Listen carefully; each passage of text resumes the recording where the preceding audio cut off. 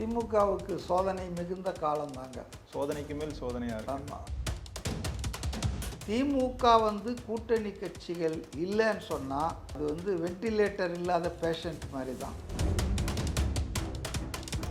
அரசியல் களம் எடப்பாடி வர்சஸ் விஜயா மாறி போகுது.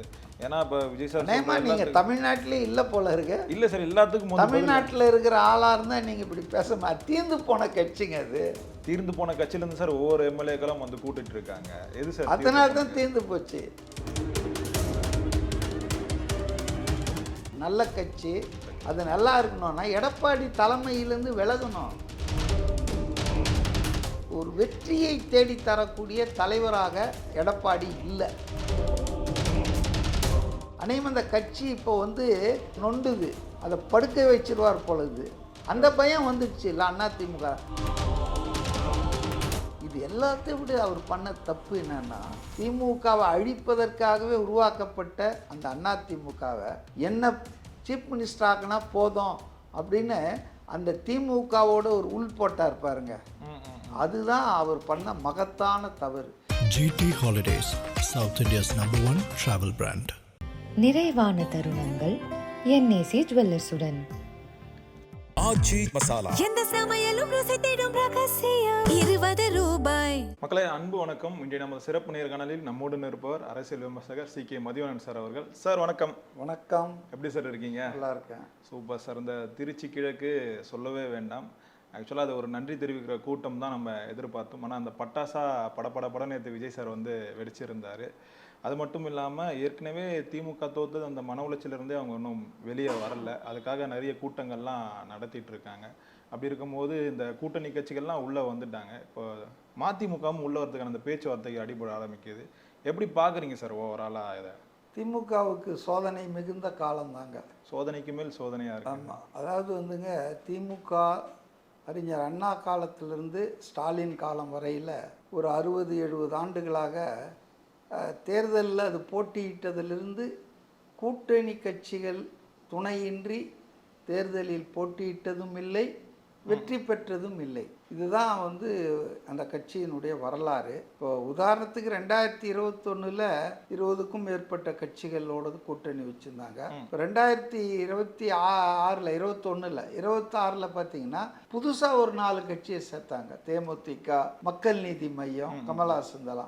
ஸோ திமுக கூட்டணி கட்சிகள் இல்லைன்னு சொன்னால் அது வெண்டிலேட்டர் இல்லாத பேஷண்ட் மாதிரி தான். ஸோ அது ஒரு பெரிய விஷயம். ஆனால் இதில் என்ன வேடிக்கைன்னா, காங்கிரஸு, கம்யூனிஸ்டுகள், அப்புறம் VCK, முஸ்லீம் லீக் இவங்கெல்லாம் போயிட்டாங்க.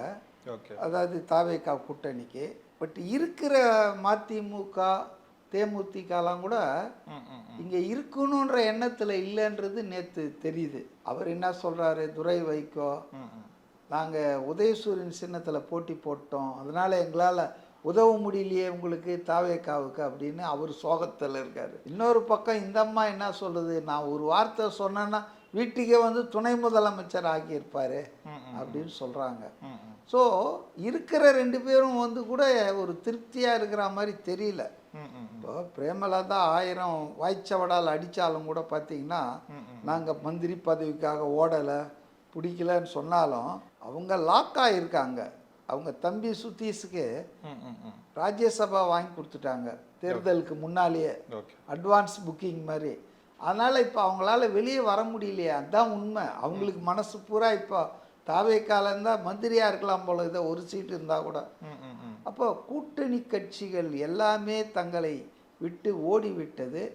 பெரிய அதிருப்தி, விரக்தியின் எல்லைக்கு போய் தான் கனிமொழி இந்த திமுக வரலாறு தெரியாமல் கூட்டணி கட்சிகள்லாம் நம்பக்கூடாது, நம்ம தனித்து நிற்கணும். தனித்து நிற்கலாம், நின்னா தனிமையில் இனிமை காண முடியாது.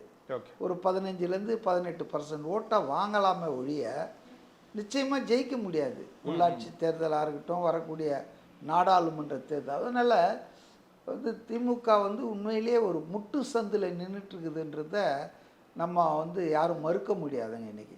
Okay sir. இப்போ அதே மாதிரி இந்த திருச்சி கிழக்கில் வந்து நிறைய விஷயங்கள் வந்து விஜய் சார் வந்து பேசியிருந்தார். இந்த குதிரை பேர் அரசியல் பற்றி பேசியிருந்தார். அப்புறம் இந்த தற்குறிகளுக்கு வந்து பதிலடி வந்து கொடுத்துருந்தார். அப்புறம் இது வந்து ரீல்ஸ் ஆச்சுன்னு வந்து சொன்னாங்க. அதுக்கான அந்த பதிலடியும் வந்து கொடுத்துருந்தார். ஆக்சுவலாக என்னை வந்து எம்ஜிஆர் கூட வந்து கம்பேர் பண்ணாதீங்க எப்படியும் வந்து சொல்லியிருந்தார். அப்புறம் போட்டியே வந்து திமுகக்கும் தாவேக்காக்கும் தான் அப்படின்னு சொல்கிறாரு. இதில் இந்த நடுவில் யாராவது வந்தீங்கன்னா இந்த நிர்வாகம் பொறுப்பு இல்லை அப்படின்ற மாதிரி சொல்கிறாரு. இதெல்லாம் ஒரு வார்னிங் மெசேஜாக தான் அந்த மற்ற கட்சிகள் வந்து கொடுக்குற மாதிரி எடுத்துக்கிறாரு. அப்புறம் தான் மேலே வச்ச அந்த குற்றச்சாட்டுகள் எல்லாத்துக்கு வந்து பதிலடி வந்து கொடுக்குறாரு. இதெல்லாம் ஒரு பக்கம் இருக்கட்டும் சார். ஆனால் இப்போ இந்த மேகதாது அணை பிரச்சனை குறித்து வந்து எங்கேயுமே வந்து பேசலை. வள்ளுவருக்கு வந்து காவி சாயம் பூசி இருந்தாங்க, அதை பற்றி எங்கேயுமே வந்து பேசலை. பெட்ரோல் டீசல் விலை வந்து இருந்தது, அதை பற்றி எதுவுமே பேசலை.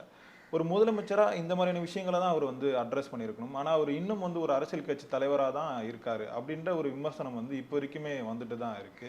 நீங்கள் விட்டதுலேருந்து நான் தொடங்குறேன். ஓகே. ஒரு முதலமைச்சராக அவர் இதெல்லாம் பேசியிருக்கணுன்றீங்க. ஓகே. நேற்று திருச்சி கிழக்கு அந்த கூட்டம் என்பது என்ன அரசாங்க விழாவா, அரசாங்க கூட்டமா? It is nothing to do with government, purely party function. TVK கட்சி ஆர்கனைஸ் பண்ண நன்றி அறிவிப்பு கூட்டம். அங்கே அவர் முதல்வராகவும் இருக்கிறார். ஆனால் அந்த கூட்டத்தில் அவர் தாவேகா கட்சியின் தலைவர் தான். அப்போ அது சம்பந்தமான அந்த கட்சி மேல் வரக்கூடிய விமர்சனங்கள், அந்த கட்சிக்கு வாக்களித்த மக்களுக்கு நன்றி தெரிவிக்கிறது, இப்படி பொதுவான விஷயங்கள், அரசியல் தான் பேசுவார். எதிர்கட்சிகள் அரசியல் நம்ம அவியலாக பண்ணுவாங்கன்னு ஸ்டாலின் கேட்டார்ல. அப்போ இது ஒரு ஆளுங்கட்சி, அது ஒரு தன்னுடைய கட்சி கூட்டத்தில் அரசியல் தானே பேசணும். எதிராளிகளை அடையாளம் காட்டணும்ல, அவங்களுடைய தவறுகளை சுட்டி காட்டணும்ல. அதுவும் நீங்கள் நல்லா பார்த்தீங்கன்னா 10ஆம் தேதி ஆட்சியை அவர் அமைக்கிறாரு, அதாவது உறுதிமொழி ஏற்றுக்கிறாரு. 13ஆம் தேதி சட்டசபையில் தன்னுடைய பெரும்பான்மை ஓவர்வெல்மிங்காக 144 வரைக்கும் போய் நிரூபிக்கிறாரு. 13க்கும் ஜூன் 1க்கும் நடுவில் ஒரு 18 நாள் வித்தியாசம்.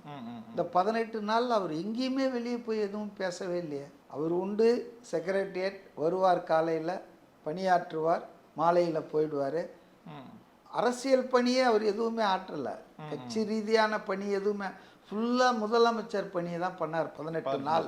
அதனால் it is the first meeting since election. அந்த தேர்தல் அன்னைக்கு கடைசியாக அந்த பிரச்சாரம் ஓய்ந்ததை, அதுக்கப்புறம் வந்து அவர் இப்போ தானங்க வந்துட்டு ஒரு கட்சி தலைவராக வந்திருக்கிறாரு.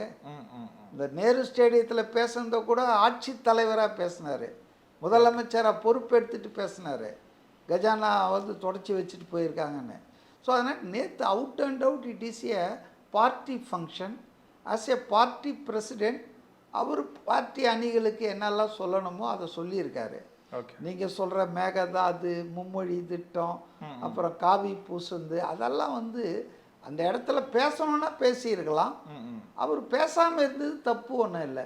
அவர் எலெக்ஷன், வரக்கூடிய தேர்தல், இடைத்தேர்தல்கள், அடுத்து திருச்சி கிழக்கு வரப்போகுது, அதில் அவர் கான்சென்ட்ரேட் பண்ணாருன்னு தான் நான் நினைக்கிறேன். இந்த காவி பூசுந்த பொறுத்திக்கும் சொன்னீங்களே, அதில் கொஞ்சம் தகவல் கொஞ்சம் தெளிவாக இருக்கிறது நல்லது. திருவள்ளுவர் வந்து எம்மதத்துக்கும் சொந்தக்காரர் கிடையாது. அவர் ஒரு மகான். அவர் வந்து இந்த மதம் அந்த மதம்னு சொன்னதே கிடையாது. அவருடைய 1330 திருக்குறளையும் நீங்கள் எடுத்து பார்த்தீங்கன்னா ஒரு பர்டிகுலர் மதத்தையோ பர்டிகுலர் ஒரு இதையோ அவர் வந்து, அதாவது ஒரு ரிலீஜியஸ் இதாக சப்போர்ட் பண்ணுற மாதிரி இல்லை. எல்லாமே பொதுவாக தான் இருக்குங்க. அகர முதல எழுத்தெல்லாம் ஆதி பகவன் முதற்றே விலகு. பகவான்னா என்ன, கடவுள், அவ்வளோதான்.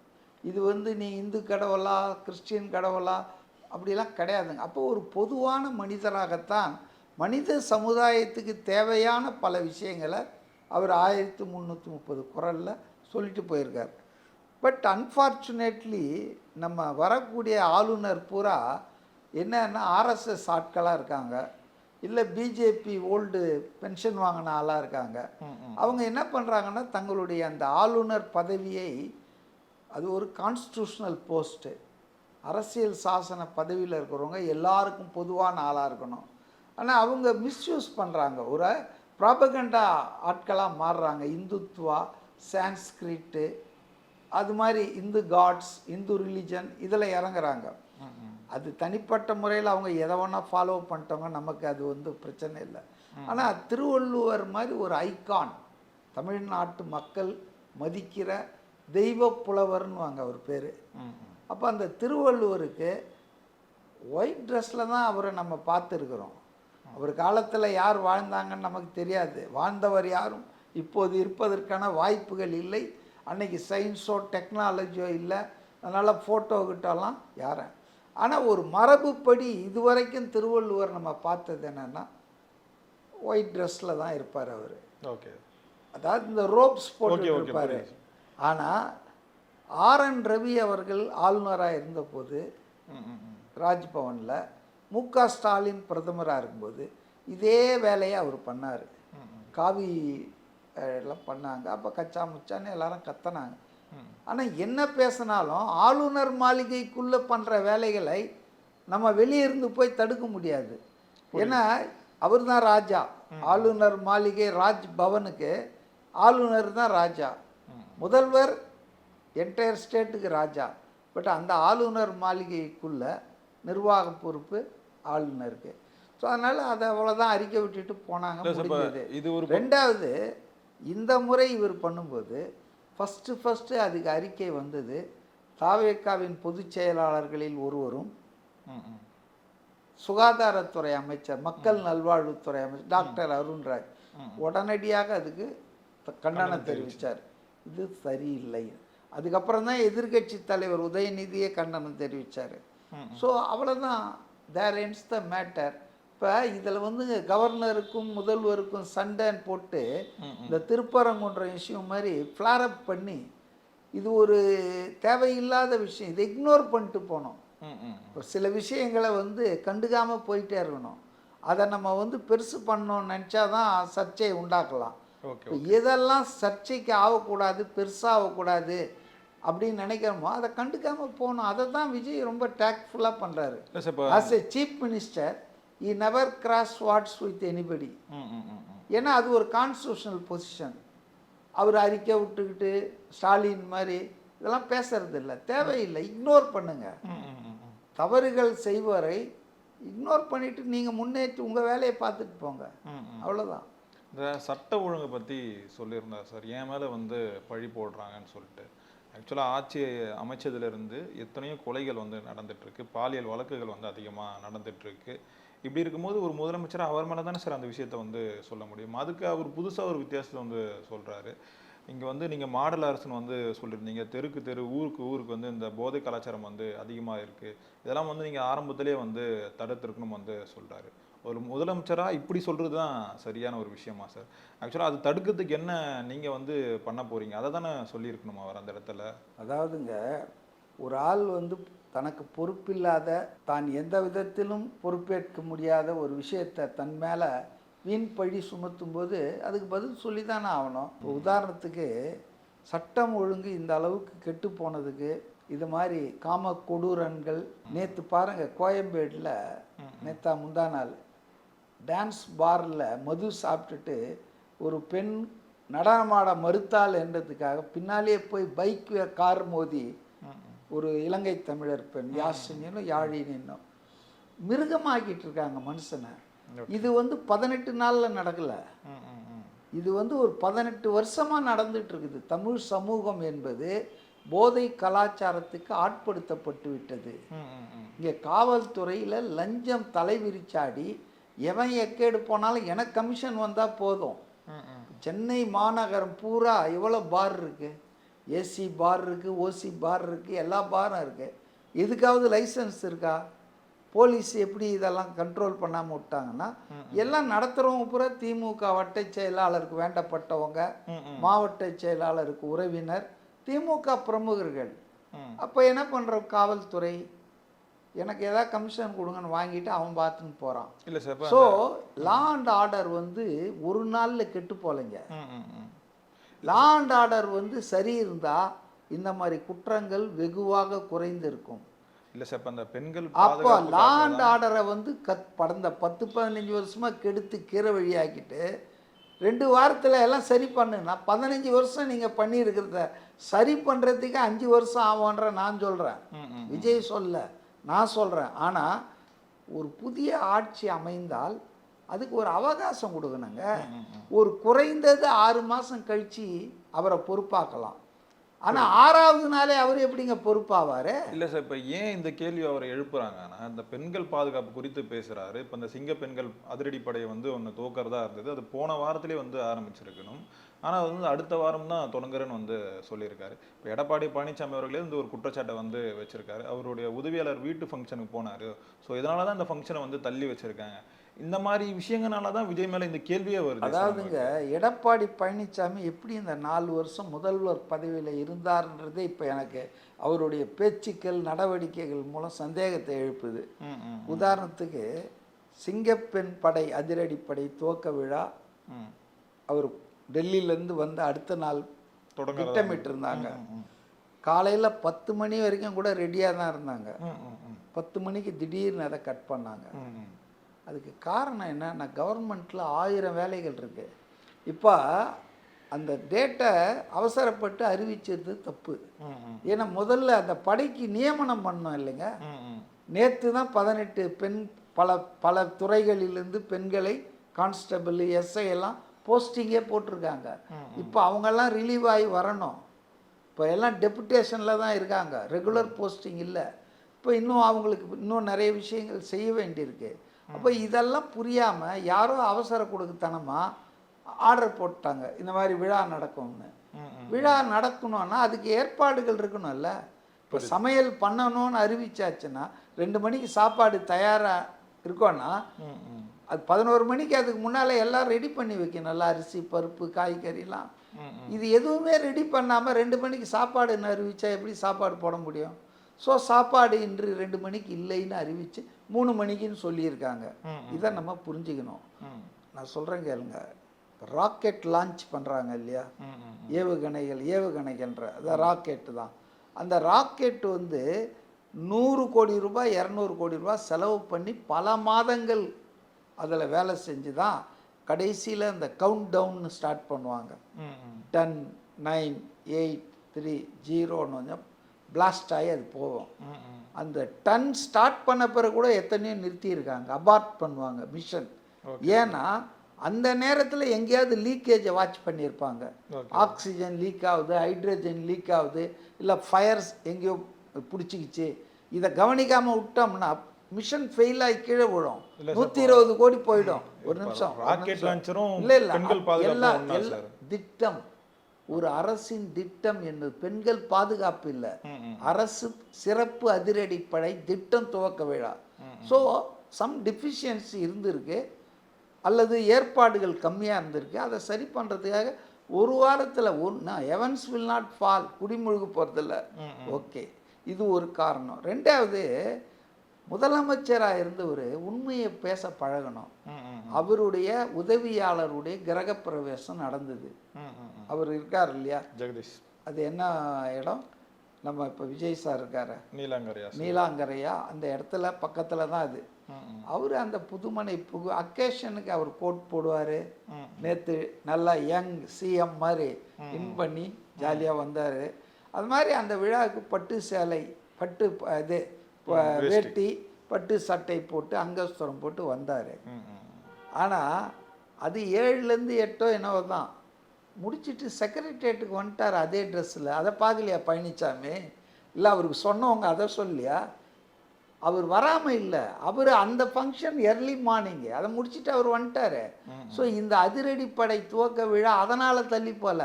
அப்படின்னா இது என்ன 7 மணிக்கா வச்சுருந்தாங்க அதிரடிப்படை துவக்க விழா? 11 மணிக்கு மேலே தானே ஆஃபீஸர் எல்லாரும் வரணும் இல்லை? ஸோ அதுக்கு இதுக்கு சம்மந்தம் இல்லை. இந்த சாதாரண, அதாவது அவருக்கு வந்து பதவி இல்லையன்ற அந்த தமிழக அரசியல் களம் வந்து எடப்பாடி வர்சஸ் விஜயா மாறி போகுது. ஏன்னா இப்போ விஜய் சார் நீங்கள் தமிழ்நாட்டிலே இல்லை போல இருக்கு. இல்லை சார், எல்லாத்துக்கும் தமிழ்நாட்டில் இருக்கிற ஆளாக இருந்தால் நீங்கள் இப்படி பேச தீர்ந்து போன கட்சிங்க அது. தீர்ந்து போன கட்சியிலேருந்து சார் ஒவ்வொரு எம்எல்ஏக்களும் வந்து கூட்டிட்டு இருக்காங்க. எது சார்? அதனால தான் தீர்ந்து போச்சு. அதாவது 25 பேர் இந்த பக்கம் வந்துட்டான் பாருங்க, அந்த கட்சி முடிஞ்சதுங்க. அதாவது நான் என்னன்னா, அது எனக்கு ஒன்றும் அந்த கட்சி மேலே ஒரு வக்கரமோ அது மேலே கோபம் இல்லை. நல்ல கட்சி, அது நல்லா இருக்கணும்னா எடப்பாடி தலைமையிலேருந்து விலகணும். அவர் விடாப்புடியா அடம் பிடிச்சிட்டு என்ன தவிர யாரையும் விடமாட்டேன்றார் பாருங்க. இல்லை சார், இப்போ எடப்பாடி தாண்டி வேற யார் இருக்கா கட்சியில்? எவ்வளோ பேர் இருக்காங்க. புது ரத்தம் வரட்டமாங்க.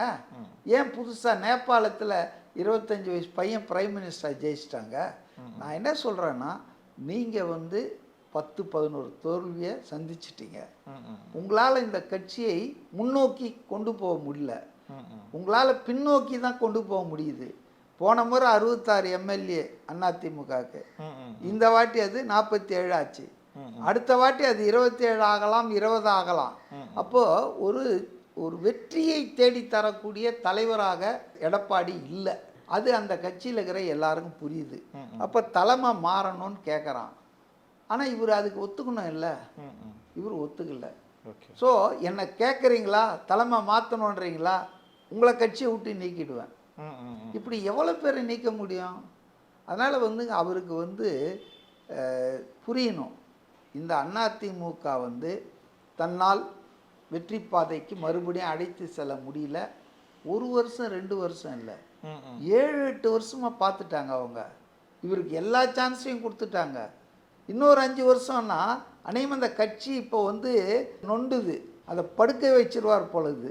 அந்த பயம் வந்துடுச்சு இல்லை அதிமுக.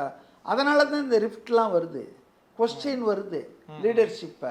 இது எல்லாத்தையும் விட அவர் பண்ண தப்பு என்னன்னா, தீய சக்தி கருணாநிதின்னு சொல்லி திமுகவை அழிப்பதற்காகவே உருவாக்கப்பட்ட அந்த அதிமுகவை சுயநலத்துக்காக 50 வருஷம் அந்த எதிரும் புதிரும் அந்த கொள்கை கோட்பாடு குடும்ப அரசியெல்லாம் மறந்து என்ன சீஃப் மினிஸ்டர் ஆக்கினா போதும் அப்படின்னு அந்த திமுகவோட ஒரு உள் போட்டார் பாருங்க. அதுதான் அவர் பண்ண மகத்தான தவறு. ஏங்க நீங்கள் உங்கள் பிறப்பின் காரணத்தையே மறந்துட்டீங்கன்னா அப்புறம் எப்படிங்க? அப்போ பதவி ஆசை, பதவி மோகம், ஊழல் பண்ணது சும்மா இருக்க முடியல. எப்படியாவது ஆட்சியை பிடிக்கணும்னு நினைக்கிறாரு. குறுக்கு வழியில் மக்கள் தீர்ப்பை கடக்கலாம் நினைச்சா அதெல்லாம் எப்படிங்க ஒத்துக்குவாங்க? கட்சியில் இருக்கிற எல்லாருமே நான் தலையாட்டி பொம்மையா? 4 பேர் இருப்பான்ல. இப்போ சிவி சண்முகம் கேள்வி கேட்குறாரு, இது எப்படி நியாயம்? ஏன் திமுக ஆதரவெல்லாம் நம்ம வாங்கணும்? இப்போ நம்ம ஊரில் ஒரு பழமொழி உண்டு, இப்போ காசிக்கு போகணுன்னு நினைப்பாங்க, பைசாலாம் சேர்த்து வைப்பாங்க. ஆனால் போது அளவுக்கு அவங்களுக்கு காசு வரலன்னா காசிக்கு போக முடியாது. பட் காசிக்கு போயிட்டு வராங்கல்ல, அவங்க வீட்டுக்கு போய் அவங்கள சேவிச்சுட்டு வருவாங்க. அதுபோல் திமுகவை தோற்கடிக்கணும்னு தான் அதிமுக விரும்பிச்சு, தாவேக்காவும் விரும்பிச்சு. ஆனால் அவங்களால முடியல, விஜயால் முடிஞ்சிடுச்சு. அப்போ நீங்கள் என்ன பண்ணோம்? நாம் தோக்கடிக்க நினச்ச ஒருத்தனை புதுசாக ஒரு ஆள் வந்து தம்பி தோக்கடிச்சிட்டாரு. அப்போ அவர் வந்து நமக்கு நட்பு சக்தியா எதிர் சக்தியா?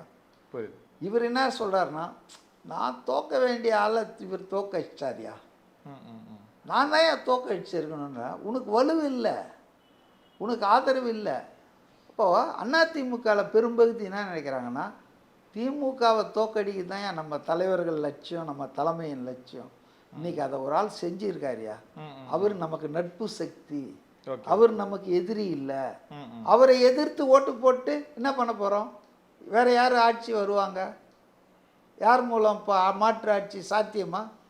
அதனால் இன்னைக்கு அதிமுகவில் சென்சிபிளாக இருக்கக்கூடிய சில பேர் எடப்பாடி அந்த இடத்துலேருந்து நகர்ந்தா தான் அந்த கட்சிக்கு எதிர்காலம் இருக்குதுன்னு உணர்ந்துட்டாங்க. அதில் முதன்மையான ஆள் CV Shanmugam. GT Holidays, South India's #1 travel brand.